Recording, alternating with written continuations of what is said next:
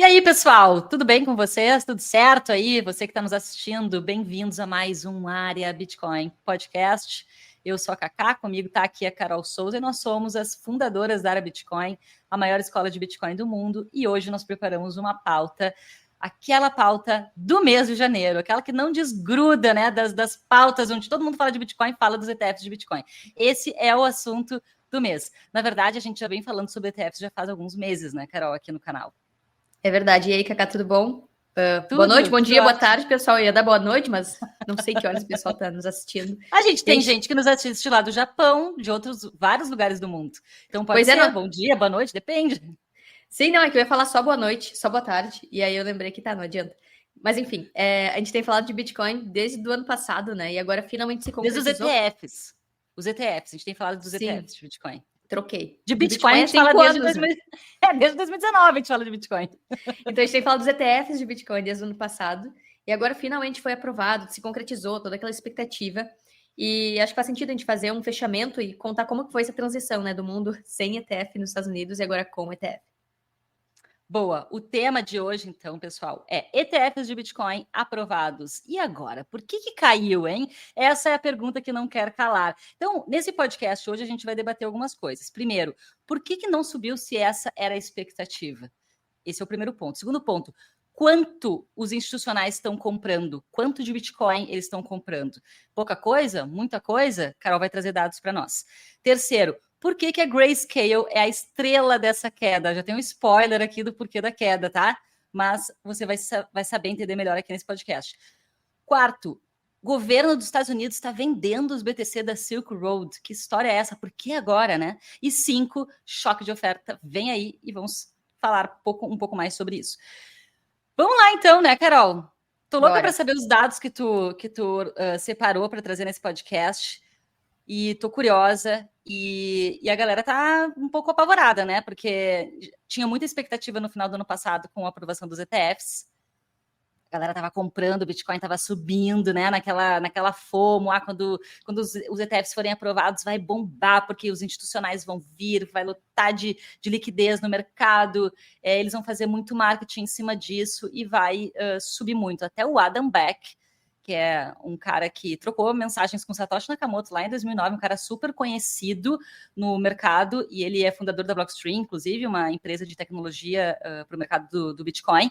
Ele chegou a postar no Twitter que ele achava que o Bitcoin ia $100 mil após a aprovação dos ETFs. Né? Então, assim, um cara que já está há bastante tempo no mercado e tudo mais. Então, muita gente estava com altas expectativas sobre isso. A gente chegou a falar num podcast anterior aqui sobre que talvez poderia haver um sell the news, né? Logo que os ETFs fossem aprovados. E a gente já sabia, já existia uma expectativa que os ETFs iam ser aprovados ali por volta do dia 10 de janeiro. Então, até 10 de janeiro, o mercado estava em polvorosa, galera comprando Bitcoin, subindo e achando que ia explodir, que podia, inclusive, estourar a bull run logo aí no início do ano. Chegou a aprovação dos ETFs, o Bitcoin começou a cair. E aí foi um balde de água fria para muitos que enxergam o Bitcoin como algo mais especulativo de curto prazo. A gente já ensina para vocês há bastante tempo aqui que tem que enxergar Bitcoin por longo prazo. Mas muita gente ficou meio borocochô, né? Porque frustrou as expectativas. Para ter ideia, a queda ali do Bitcoin até agora foi em torno aí de 20%, né? Então o Bitcoin chegou a $49 mil e caiu. E eu te pergunto, Carol, por que caiu, então? Se a expectativa era assim, que estourasse a boca do balão, por que está acontecendo essa queda? E a gente já volta com o Área Bitcoin Podcast. Comprar Bitcoin faz parte da rotina de todo Bitcoiner, mas muitas plataformas ou têm taxas altas ou não facilitam a nossa vida. Na Bipa, você consegue programar compras automáticas de Bitcoin mensais, diárias, semanais ou até de hora em hora. Ainda não tem uma conta na Bipa? É só clicar no link aqui na descrição, baixar o aplicativo e abrir a sua conta usando o código ARABITCOIN. Com o nosso código, você pode ganhar até R$60 em Bitcoin nas suas primeiras compras. Então bora acumular sats. Boa. O primeiro ponto é dizer que Bitcoin nunca faz o que a galera espera que ele vá fazer, né? Sempre que a galera acha que vai cair, que vai a $12 mil ou $10 mil, ele não vai, porque justamente se está todo mundo olhando para a mesma coisa, possivelmente outras pessoas vão usar essa visão a benefício próprio. Então, se todo mundo esperava uma subida em linha reta de uma hora para outra no curto prazo, provavelmente não é o que o Bitcoin vai fazer. Então, tem 2 pontos assim. A aprovação dos ETFs são um marco de longo prazo para o Bitcoin. Não quer dizer que foi aprovado e vai começar a subir enlouquecidamente. O marco significa que a demanda institucional começa a ser sanada, que antes quem não tinha acesso ao Bitcoin, a gente já falou isso várias vezes, acaba tendo. Mas foi um movimento muito curioso, porque quando foi aprovado ali no dia 11 de janeiro, o Bitcoin estava em $44.000, começou a dar uma disparada, 49, e aí, puf, caiu para 38, menos 20%, como tu falou, né, Cacá? Mas ele já vinha subindo há muito tempo, desde 2023, quando começou o zoom dos ETFs e começou a pressão para cima da SEC pela aprovação. E se a gente for olhar, quedas de 20% aconteceram ao longo do ano passado inteiro. Eu vou compartilhar aqui a tela com o pessoal para mostrar. Ô, Carol, lembra só que tem a galera que está nos ouvindo também no podcast, que está só nos ouvindo, não está nos vendo. Então, se tu puder relatar o que está sendo, o que a gente está vendo aqui na tela, para a galera que está ouvindo entender quais são os dados que tu está trazendo, vai ser bem legal. Tá, boa. Aqui está o gráfico do Bitcoin em dólares. Eu botei aqui desde 2021, então teve a alta, a bull run desse ciclo, que a gente ainda está nele, e a queda, né, até ali o início de 2023, quando o Bitcoin estacionou por volta dos 15 a 17 mil dólares. Aqui, a galera tava apavorada, né, Cacá? Achavam que ia cair a 10 mil dólares, que o Bitcoin morreu, aí todos os haters saíram da toca para falar mal do Bitcoin. Mas aí aconteceram algumas coisas curiosas ao longo de 2023. A primeira é que aqui em março, ó, estava começando um sentimento negativo, o Bitcoin tinha dado uma subida ali depois de sair desse ponto, que foi quando, logo depois que a FTX faliu, ele ficou ali parado por volta dos 15 mil dólares, e ele deu uma subida boa, ele subiu aqui cerca de 40% depois que ele saiu dessa região. E olha só que engraçado, aqui Bitcoin teve uma queda em março de 20% também, mais ou menos 20%, ó, aqui. E ele deu essa estilingada para cima justamente quando começou aquela crise bancária, que os bancos começaram a quebrar porque estavam se apoiando em títulos do governo americano, esses títulos começaram a se desvalorizar e começou a descobrir as operações bancárias, ou seja, o que os bancos tinham nos caixas de grana dos clientes não estava mais coberto pelos títulos governamentais americanos. E mais ou menos por aqui, início do ano, junho e julho, começou o zoom da aprovação do ETF de Bitcoin, Spot, e aí nisso o Bitcoin começou a subir até a aprovação agora em janeiro. Então, se a gente pegar desde essa região aqui, até selecionei a região errada, tá? Desde o início de 2023, mais ou menos por aqui, até agora a aprovação do ETF, ele subiu mais de 160%. Então, isso é bastante, né? Em um ano, ele valorizou bem. E logo que o ETF foi aprovado, mais ou menos aqui no dia, deixa eu pegar aqui, 9 e 10, ele subiu 10%, ó, até os 48, 49 mil dólares, mais ou menos. E aí depois, puf, caiu mais ou menos para essa mesma região que ele já estava, por volta dos 40, 38 mil dólares.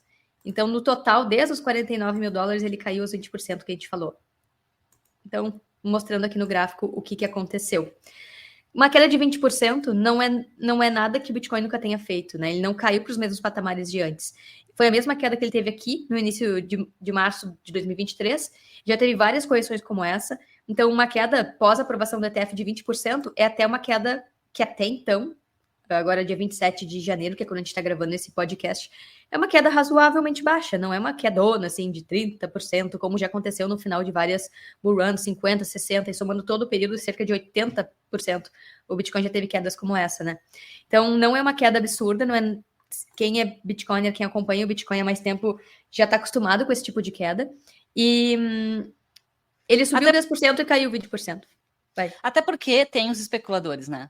Quando tem esses eventos que são muito esperados de mercado, os especuladores eles vêm querendo aproveitar essa onda. Então, quando o Bitcoin sobe muito, houve de fato, né, a notícia se concretizou, a galera teve um povo ali que acabou realizando, né? Que Totalmente. acabou vendendo. Então, isso é normal, isso a gente já viu em vários momentos de mercado, como tu acabou de comentar. E até quando ações são lançadas, né? Quando ações IPO são feitos, tipo, a galera começa a vender logo que a ação é lançada na Bolsa de Valores, por exemplo. Então, existe esse fuzuê que é compre no boato e venda no fato, né? Não lembro a versão em inglês, mas tava todo mundo esperando o ETF de Bitcoin e era óbvio que as pessoas iam especular esse evento em cima do Bitcoin. Vai lá. Só que eu acho que também a questão é a seguinte, a expectativa que existia era muito grande, porque a gente está falando das maiores gestoras do mundo, ou seja, muita grana envolvida. Se achava que, por mais que essas pessoas realizassem um pouco, a força compradora ia ser muito maior, por conta dessas gestoras serem tão grandes. E aí, o Bitcoin, nesse momento, está um pouco estagnado aí na casa dos 40 mil dólares. Ainda caiu para 38, subiu um pouquinho, deu uma recuperada, 42 mil dólares. Então, eu acho que a expectativa da galera, eu acho que era essa. Muito mais força compradora do que vendedora, a ponto de fazer o Bitcoin estilingar ainda mais depois da aprovação. E aí, por que isso não aconteceu, Carol? Bom, na verdade, aconteceu uma dança das cadeiras, né, Cacá? O que a gente acompanhou é que grande parte do varejo especulador, sim, vendeu. Teve, sim, um grande volume de gestoras e emissoras de ETF comprando. E aí, vou trazer os dados daqui a pouco. Mas o que a gente observou é que teve uma emissora, na verdade, um fundo que foi transformado num ETF, que é o da Grayscale, que ele vendeu muito mais do que todos os outros ETFs estavam comprando. E esse foi o movimento de dança de cadeiras. Então, o volume que os novos emissores compraram foi gigante, mas o que a Grayscale, que vinha comprando há 10 anos Bitcoin, vendeu nesse período, foi muito maior do que os ETFs estavam comprando nesse momento. Então, na minha opinião, está acontecendo uma reacomodação dos players. Porque, bom, vários fatores, tá? Deixa eu trazer aqui os dados de quanto que foi comprado e vendido, que eu acho que dá para ter uma noção da dança das cadeiras que aconteceu. Aqui, ó. Essa tabela ela mostra desde 11 de janeiro até ontem como que foi o fluxo e a compra de cada uma das emissoras. Então, a gente tem aqui a BlackRock, Fidelity, Bitwise, ARK, Invesco, Franklin, Acquire, VanEck, Grayscale, WisdomTree aqui no meio. Então, se a gente acompanhar aqui, todas elas, menos a Grayscale, São 10 ETFs ao total. São 11 ETFs e a Grayscale, que é um fundo que virou ETF. Então, 11 foram aprovados e a ETF foi convertida, que era um fundo que virou ETF, um fundo gerido pela Grayscale, né? Era o GBTC, era bem conhecido. Então, todas tiveram fluxo positivo de compra, aqui em preto, ó, dá para ver, e só a Grayscale vendeu. Olha que doido. Então, e aí eu te pergunto, tá todo mundo comprando, falta Bitcoin no mercado, por que a Grayscale tá fazendo essa loucura de vender? Tá, então são muitos fatores. Deixa eu terminar de mostrar aqui a tabela, tá? Ó, se a gente acompanhar, aqui tem as FIIs, tá? As taxas. Antes dos ETFs serem aprovados, já tinha uma competição absurda em quem que ia oferecer a melhor taxa para os investidores, né? Porque quando a pessoa compra um fundo de Bitcoin, ela está exposta ao preço do Bitcoin e alguns fundos, a maioria deles estava cobrando taxa. A gente está vendo que alguns aqui até zeraram, tá? Mas a Grayscale é o fundo que estava com a taxa mais alta. Primeiro ponto. E o que aconteceu? Antes dos ETFs, só a Grayscale tinha um papel que refletia o preço do Bitcoin. O que pode ter acontecido? Quando foi convertido em ETF, muitos desses investidores que tinham papéis de GBTC venderam para se posicionar em outros ETFs. A própria Cathie Wood, que tinha, não lembro agora o valor exatamente, mas ela tinha uma grande quantidade de GBTC, ela vendeu para justamente comprar os ETFs da ARK, que ela é né, fundadora da ARK Investments. Então, dá para notar que isso aconteceu. Uma dança das cadeiras gigantesca entre o que se tinha de papel e o que tem disponível agora no mercado. E o que determinou muito isso também foram as taxas. Então, se eu tenho um papel de Bitcoin, por exemplo, e eu sou uma investidora, sou uma gestora de um fundo, sei lá, de pensão, que quer ter exposição a Bitcoin, eu vou querer o fundo que come menos da minha lucratividade, né? Então, eu vou pegar o fundo aqui com menores taxas. E se eu tinha GBTC antes, agora eu vou vender, já que eles são com as taxas maiores, e vou comprar outro. Então, esse foi um movimento que foi muito observado e muito debatido. E se a gente observar aqui, ainda assim, mesmo depois da venda, a Grayscale continua sendo a emissora com mais BTC do que qualquer outra. Então, assim, eles tinham uma gordura muito grande de Bitcoin, ainda tem, porque eles acumularam durante 10 anos. E é por isso que tu falou, né, Cacá, que eles são a estrela dessa queda, porque eles compraram, acumularam por muito tempo, e quando eles venderam agora, mesmo sendo uma venda super grande, tinha uma outra demanda, que era dos outros ETFs querendo comprar, e mesmo assim eles continuam tendo muitos papéis, cerca de 20.800 BTC, e eles venderam 5.041 BTC. Enquanto ali a BlackRock tá, né, na disparada para acumular, botando bastante volume, chegou a comprar 2.185 Bitcoin nesses primeiros, deixa eu ver, 1, 2, 3, 4, 5, 6, 7, 8, 9, 10, 11, 12 dias de emissão dos ETFs. E olha aqui como tá vermelhinho, ó. Todos os dias a Grayscale teve venda de papéis. Por quê? Eles eram um fundo antes. Quando eles se tornaram um ETF, agora eles têm que refletir exatamente a quantidade de BTC que eles têm para cada papel de ETF, que é 0, deixa eu ver aqui, eu anotei, 0,0008382 BTC, que dá cerca de $37 ou R$185 por papel. Então, se tem cliente querendo vender, eles têm que obrigatoriamente ir lá e vender Bitcoin. Se tem cliente querendo comprar, eles têm que obrigatoriamente comprar Bitcoin para manter essa paridade dos papéis que eles têm, da quantidade de ETF, com a quantidade de Bitcoin que eles têm nos caixas. Quer falar alguma Carol, coisa? Sim, quero aproveitar esse gancho. O Theo, aqui no nosso Instagram, ele mandou a seguinte pergunta, tá? Pessoal, quem quiser mandar pergunta pro nosso podcast, pode mandar. A gente vai puxar algumas perguntas que vocês mandam no Instagram. Seria uma coisa legal a gente falar qual que é o tema do próximo podcast, por exemplo, na sexta-feira, e a galera manda as perguntas, né? Isso Boa. é legal. Comentem aí se vocês querem isso. Quem tá vendo no YouTube, comenta aí. Bom, o Theo mandou assim, ó. Tá, e então os gestores, eles precisam dos BTC on-chain para poder vender ETF. Ou seja, tem que ter os Bitcoin em caixa para poder vender papel. Isso. E, no geral, a maioria dessas gestoras estão emitindo ETFs, as emissoras de ETF, elas dependem de um custodiante, e a maioria é a Coinbase. Então, Grayscale vai lá, compra da Coinbase ou vende na Coinbase. Não é uma transação que chega aí para blockchain, é uma transação que eles ficam comprando e vendendo, por exemplo, envia do endereço deles Bitcoin, envia para Coinbase e vende. Não, eles têm um saldo lá dentro da Coinbase e eles ficam dizendo, Coinbase, compra ou vende Bitcoin, que está na nossa... faz a operação ali, né? Eles nem precisam dizer, mas eles mesmos fazem a operação na Coinbase, por exemplo. A Fidelity, por exemplo, ela mesma custodia os próprios Bitcoin, que seria o ideal, né? Não, porque imagina, são 2 intermediários, no caso da BlackRock ou da própria Grayscale, que é o emissor do ETF e mais exchange que faz a custódia para esses players. Então, é curioso de ver, daí tem uma outra imagem aqui que eu queria mostrar, que foi até o Bitcoin Times que trouxe, que é super bom de observar, né? Então, nesses 11, 12 dias, cerca de 131 mil BTC foram comprados pelos ETFs e 117 mil BTC foram vendidos pela Grayscale. Então, mais da metade, né, 2/3 aí dos Bitcoin que foram comprados por ETFs justamente foi o que a Grayscale vendeu. E só para ter uma noção do que isso representa, são minerados pela rede Bitcoin cerca de 27 mil Bitcoin por mês, tá? E a partir do halving, vai entrar em circulação, vão ser minerados 13 mil Bitcoin por mês. Ou seja, só essa compra aqui dos ETFs, os novos emitidos, eles compraram cerca de 4,3 meses de mineração do Bitcoin. Então, isso aqui demonstra como, sim, a demanda por Bitcoin está crescendo, mesmo a Grayscale vendendo, eles estão comprando praticamente o que os mineradores mineraram por 4 meses, só nesses primeiros 11, 12 dias, né, para oferecer nos seus ETFs. E é curioso ver que a Grayscale, ao longo de tanto tempo, ela foi a principal compradora de Bitcoin e agora ela vira e se torna grande vendedora de Bitcoin para os outros players que estão competindo com ela, né? Mas isso tem alguns motivos. O primeiro eu já falei que eram as... Deixa eu voltar aqui a tela. Que eram as taxas. Depois, novos players no mercado. E aí tem deixa eu só mostrar também como que foi isso, como que tá a Grayscale agora. Eu acho que é importante mostrar. Peraí. Ó, tá aparecendo aí, Cacá? Tá.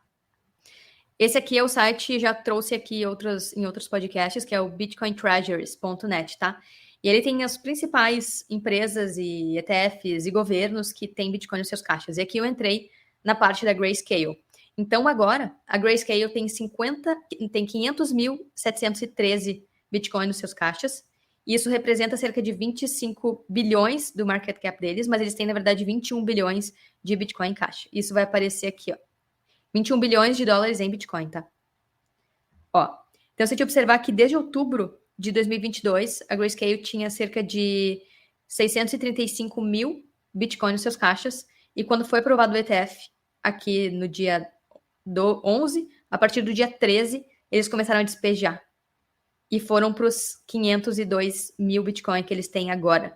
Então, olha como foi um despejamento grande que eles fizeram no mercado. Eles tinham cerca de quase 30 bilhões de dólares em Bitcoin e caiu para agora cerca de 21 bilhões de dólares em Bitcoin. Então, foi bem intenso assim, a venda que eles fizeram. Ô, Carol, deixa eu te fazer uma pergunta. Onde que entra a FTX nessa história, hein? Que falaram tanto sobre isso, que a FTX tinha a ver com alguma venda da Grayscale também. Tu sabe nos dizer? Sim. Deixa eu só voltar aqui para a tela. Então, estão dizendo que grande parte dessa venda tem a ver com a FTX, que tinha papéis da Grayscale, tinha cerca de 2 bilhões, na verdade tinham 9 bilhões para entregar para os clientes, né? A FTX faliu e através da Alameda eles compravam vários papéis. E em novembro eles conseguiram no tribunal, ali nos processos que eles estavam tendo com o governo americano para pagar os clientes e investidores, eles conseguiram uma aprovação para que eles vendessem e liquidassem ativos para devolver a grana para investidores e clientes. Isso foi aprovado em novembro. E aí a Alameda e a FTX começaram a pressionar a Grayscale para, bom, então quero vender meus papéis. E a Grayscale até então não tinha liberado, não permitiu essa venda. E o que aconteceu? No que foi aprovado o ETF, finalmente eles conseguiram vender e também tiraram o processo que eles tinham contra a Grayscale, que não permitia vender os papéis que antes eram fundos, né, não eram ETFs. Então, por isso que se diz que a FTX também foi um player, um pivô aí dessa liquidação de Bitcoin, porque eles tiveram que vender os papéis. E como a Grayscale tem que manter 1 para 1, eles foram forçados a vender Bitcoin no mercado. Não, vou te contar, né? A FTX já faliu, afinada a FTX, e continua incomodando no mercado, né? Já faz mais de ano e continua enchendo o saco. Para ver o estrago que faz, né?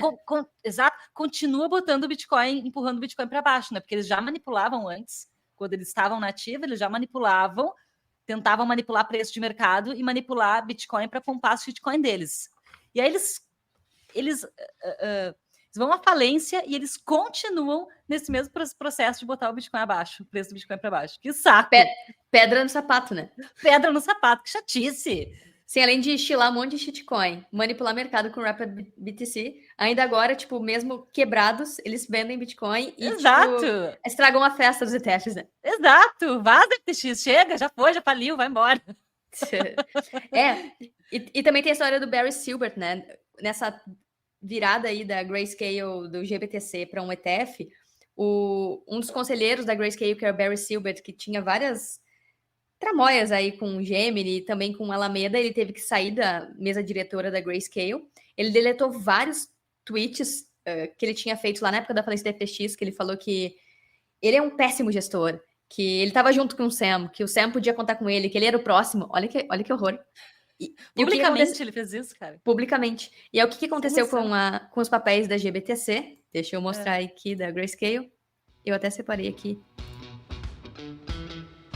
E a gente já volta com o Área Bitcoin Podcast. Guardar Bitcoin na própria carteira faz parte da rotina de todo Bitcoiner, mas muitas plataformas têm taxas altas ou não facilitam o saque e a soberania. Na BIPA, você consegue sacar Bitcoin grátis, tanto on-chain quanto em Lightning. Assim, você economiza em taxas e ainda acumula mais sats na sua wallet. Ainda não tem uma conta na BIPA? É só clicar no link aqui na descrição, baixar o aplicativo e abrir a sua conta usando o código AREABITCOIN. Com o nosso código, você pode ganhar até R$60 em Bitcoin nas suas primeiras compras. Bora acumular sats. Então, olha como desde que a FTX faliu, que foi por volta lá de final novembro... Foi novembro de 2022. 2022. Começou a ter os rumores da FTX, começou a ter rumores de contágio no mercado. E aqui em cinza está o preço do GBTC, que era o fundo da Grayscale. E aqui em candles está o preço do Bitcoin. Olha como no auge do medo, lá dezembro de 2022 até início de 2023, o fundo da Grayscale, o GBTC, estava com um desconto enorme em relação ao Bitcoin. Tinha um gap. Verdade.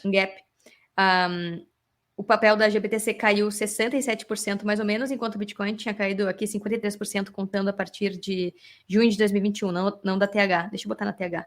Ó, se a gente contar a partir da TH, o papel da Grayscale, que deveria refletir o preço do Bitcoin, caiu 83%. Teve um ponto aqui que caiu cerca de... Deixa eu puxar para cá. 76%, enquanto o Bitcoin tinha caído em média 60%, aproximadamente. Peraí. Na verdade, 72%, e o GBTC tinha caído 85%. Então, olha como deu um desconto gigantesco, ou seja, o papel ele ficou menos valioso que o Bitcoin, que ele estava refletindo pelo risco da Grayscale falir justamente nesse período.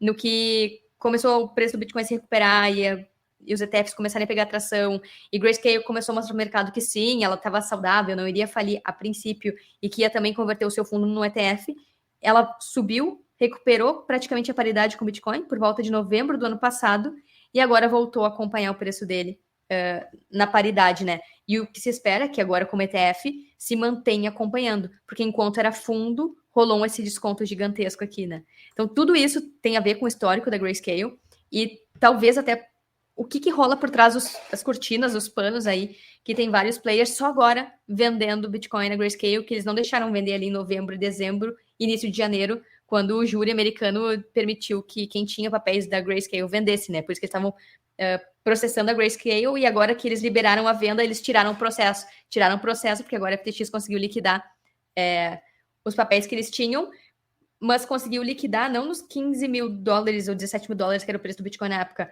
conseguiu liquidar nos 40, quando os ETFs foram lançados. Então, isso é algo para se prestar atenção. Será que não tem um acordo aí entre a Alameda, Grayscale, o Barry Silbert, ou o que rola aí por trás dos backstages?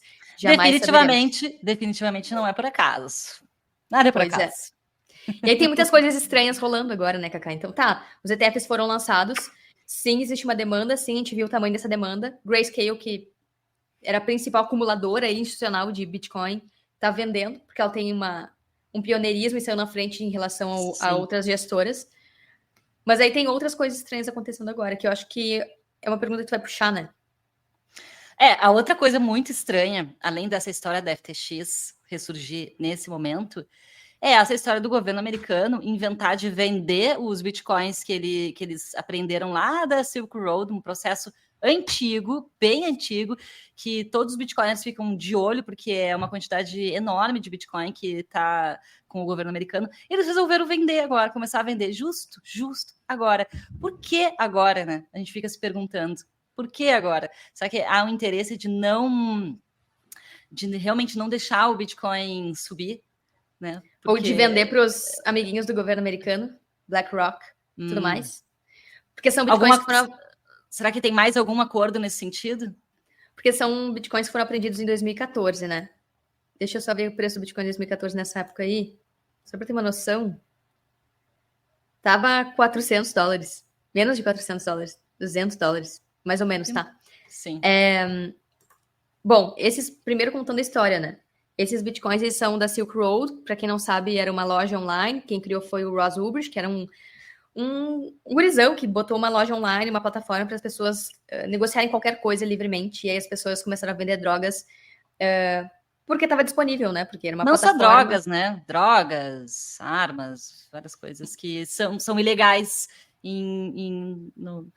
na internet, né? Que a gente usa comumente, né? A gente está falando de Deep Web aí. Isso. Só que esse caso ele é muito usado para justificar a afirmação que Bitcoin é usado para vender drogas por traficantes, né? Então, sim, na época se usava ali Bitcoin dentro da Silk Road, né? Usava Bitcoin para fazer as transações. Sim, mas ele trouxe essa plataforma não com este propósito. Ele botou uma plataforma online. Tem até um documentário no Netflix sobre essa história, que é bem legal. Deixa eu ver se eu encontro aqui o nome do documentário. Ó, aqui, ó. Deixa eu ver se eu encontro aqui da Netflix. Tem um documentário bem bom sobre essa história. Tá, mas enfim. A Silk Road, então, virou uma plataforma para galera negociar tudo que era irregular e ilícito. E aí o governo americano descobriu isso, fechou a plataforma, prendeu o Ross Ulbricht, até agora tá preso. Prisão perpétua.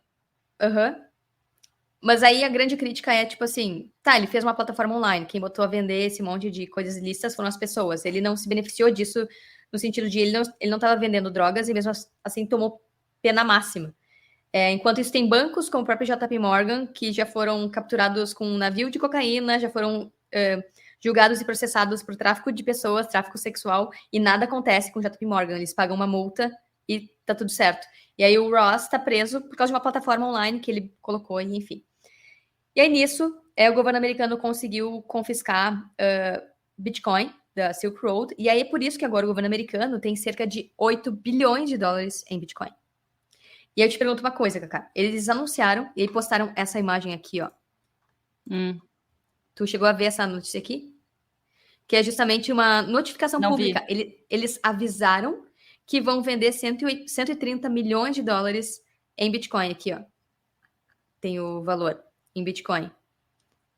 Que foi confiscado do Ryan Ferris. Daí é um caso conhecido até, que tem várias histórias. Eu não lembro agora de cabeça. Mas eles confiscaram muita grana nessa época da Silk Road. Só que eles vão vender uma parte pequena. 130 milhões de 8 bilhões é um pedacinho minúsculo. Por que eles estão fazendo isso? Para mim, me parece marketing do governo americano para forçar food, sabe? Porque eles têm 8 bilhões. Nitidamente, eles não estão vendendo tudo de uma vez. Ou não vão vender 1 bilhão por mês. Não, eles vão vender uma parte muito pequena e estão avisando antes que vão vender. Ou seja, socorro, o governo americano vai vender seus bitcoins, sabe? Para justamente forçar food no mercado. E coincidentemente tem outro food que... Esses dois foods voltam o tempo todo, né? Que é Silk Road e Mt. Gox. Então tá rolando também o papo de que vão devolver para os clientes 142 mil BTC lá da época Mt. Gox, que foi outra exchange que faliu. Então, outro fantasma do passado. Terceiro ponto no meio dessa história em janeiro. Exato. Então não basta só se... FTX Silk Road. Não. Ó, eu não achei, só um parênteses, eu não achei qual que é o documentário. Tem dois, tá? Tem um que é Deep Web, que aparentemente é esse que eu vi no Netflix, mas não tá mais no Netflix. Então tem que ver onde que tá disponível para assistir. E tem outro que é um filme sobre Silk Road mesmo. Eu lembro que era um documentário, tá? Eu não sei se alguém assistiu, comenta aí com a gente se alguém assistiu esse documentário no Netflix. Era muito bom. E eu acho que era Deep Web o nome, mas não tenho certeza. Eu acho que sim. Era bem legal, contava essa história toda. Tá, Carol, então são 3 pontos que acontecem após a aprovação de ETFs, tudo em janeiro. Tá, então, e tem mais. Então, eu acho muito irônico que daí agora vem os fantasmas do passado, né? Então, o FTX conseguiu vender uma parte, pelo menos, 2 bilhões. Mas eles tinham 9 bilhões dos clientes, então não sabe quanto disso estava em GBTC. Aí surgiu o Silk Road com a parte pequena, que eu acho que é só para tacar food no ar. Mt. Gox também, 142 mil BTC. Se a gente for parar para observar, é uma quantidade relevante, porque é mais do que os ETFs compraram, os outros que não são Grayscale até agora. Mas isso, não sei, é especulação, né? Não tem nenhum comunicado, Mt. Gox vai devolver para os clientes. Alguns clientes já receberam, mas tem esse burburinho no ar. E aí tem vários foods, não sei se tu percebeu rodando em paralelo, Cacá, que é o JP Morgan. Eu não tô sabendo desse food. Conta aí. Não, aí é o JP Morgan, Jamie Dimon, gerando tumulto, entendeu? Para variar. Para variar. Porque aí no que aconteceu a aprovação do ETF, deu 10 dias, JP Morgan falou que o ETF de Bitcoin foi decepcionante e que eles acham que vão vender mais 1,5 bilhões de dólares. Tá bom. Uhum. Jamie Dimon foi falar lá em Davos que Satoshi vai voltar. Tu viu? A gente vai falar em Davos. Foi falar que Satoshi vai voltar e vai deletar os bitcoins de todo mundo. Claro. Mas olha só que engraçado. Justo o JP Morgan, que tem participação em Ethereum, lá no início da rede, que o próprio Joseph Lubin já falou, né, que JP Morgan tá junto com o Ethereum desde o início. Então, é justamente o comportamento shitcoiner, né? Estão querendo abafar o Bitcoin para dizer, viu, ninguém tem interesse por isso. Só que aconteceu justamente o contrário. O volume de negociações do ETF de Bitcoin ultrapassou a prata, que é uma commodity, né? Só tá atrás do ouro. Ou seja, a prata tem volume de negociações de 11 bilhões de dólares e o ETF de Bitcoin já tem 30 bilhões em 10, 12 dias. Então, já é um recorde nas bolsas americanas, né? E tem cada vez mais pedidos de ETF. Então, acho que, assim, o que está acontecendo agora é um reequilíbrio desses players, né? Grayscale tinha toda a demanda institucional dentro dela, porque era a única possibilidade que existia, e era como se fosse um proxy de ETF, assim, quase como o MicroStrategy, e agora ela também virou ETF, e agora tem outros competidores oferecendo possibilidades com taxas menores, então é isso que está acontecendo. Tá todo mundo olhando para o halving, e perto do que poderia cair, com tanto food, com tanta expectativa, com tanta pressão sell the news, ele caía até os 38 e agora está 42 mil dólares. Eu vejo como algo extremamente positivo. Claro, pode continuar caindo? Pode, mas a gente está às vésperas do choque de oferta, da redução da oferta do Bitcoin. Os institucionais estão falando que Bitcoin é ouro digital, coisa que não se falou em momento nenhum da história do Bitcoin. Então, o sentimento não é de pessimismo, só de quem quer, claro, atacar o Bitcoin. Aí sim, vai largar food para todo lado, que é o caso do JP Morgan, né? E ainda em março, aquele programa do governo americano do Fed de fazer empréstimos emergenciais para os bancos vai acabar. Eles depois que a gente fez a segunda aula do novo ciclo, eles postaram dizendo que vai ser suspendido esses empréstimos emergenciais para os bancos. E aí, o que eles vão fazer?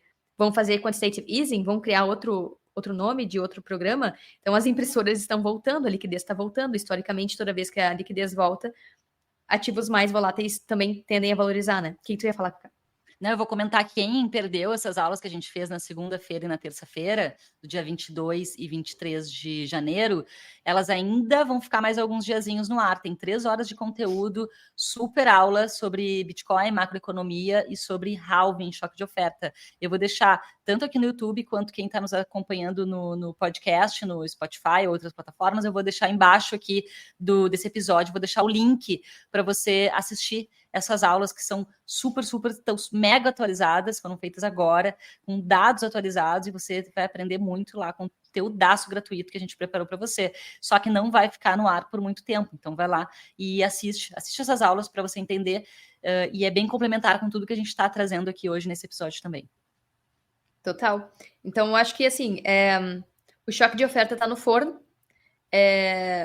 os ETFs estão absorvendo essa demanda, Grayscale já vendeu uma parte razoável, pode ser que estabilize daqui para frente e comece agora, de fato, uma preparação para halving, e vamos ver aí os próximos dias, né, porque é muito recente, faz pouco tempo que foram lançados ETFs, finalmente desencantou, acho que a gente pode mirar em outros assuntos, né, que tem a ver com Bitcoin, e na verdade é um marco histórico, porque Bitcoin sempre foi tratado como um ativo sem valor, que é bolha, que é golpe, que não tem valor intrínseco, que é moedinha da internet, que não tem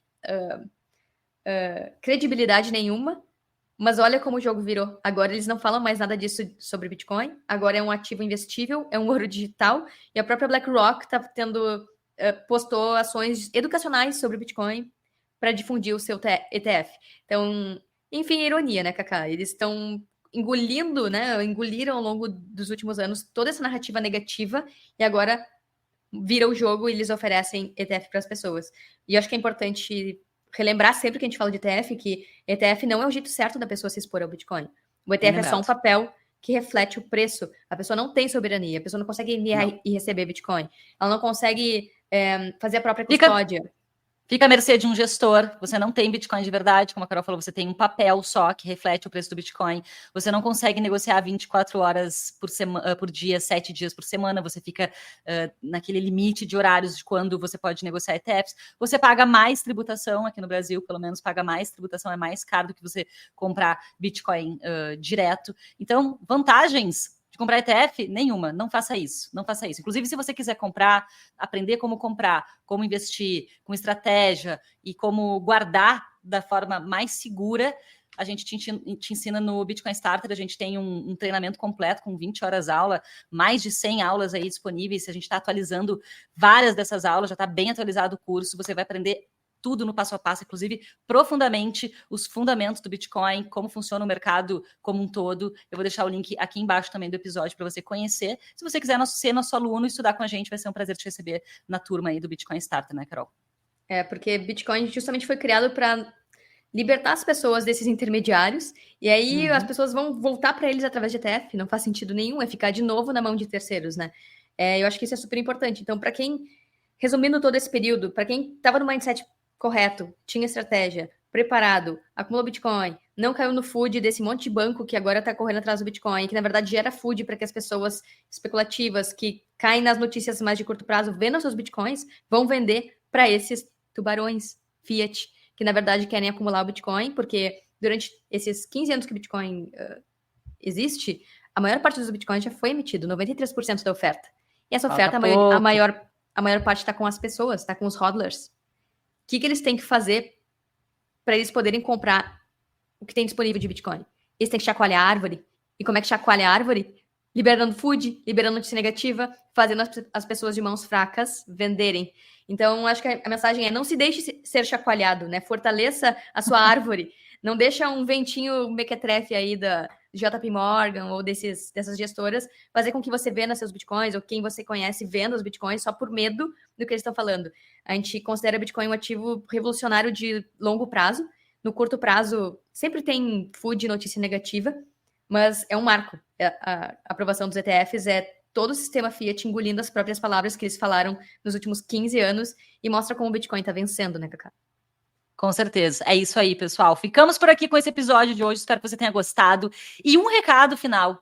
Acumule satoshis. Espero que você tenha aprendido isso e visualizado como o Bitcoin vai ser cada vez mais demandado daqui para frente com essa história dos ETFs. Já estava sendo demandado, vai ser ainda mais demandado com os ETFs. E vem halving logo aí em abril, gente. Bora aquecer para o halving, galera. Preparem-se. Choque de oferta vem aí. Vai ser uma loucura este mercado. Estamos aqui para te ajudar no que você precisa, tirar as dúvidas de vocês, te ajudar a aprender, compreender o que é o Bitcoin, a importância do Bitcoin, como guardar, como comprar, como fazer sua própria custódia e tudo mais. Gente, a gente se vê no próximo episódio da semana que vem. Comentem aqui embaixo o que você achou desse nosso papo hoje. Se você tem mais dúvidas sobre isso, também deixa aqui ou pode mandar também por DM pra gente lá no Instagram.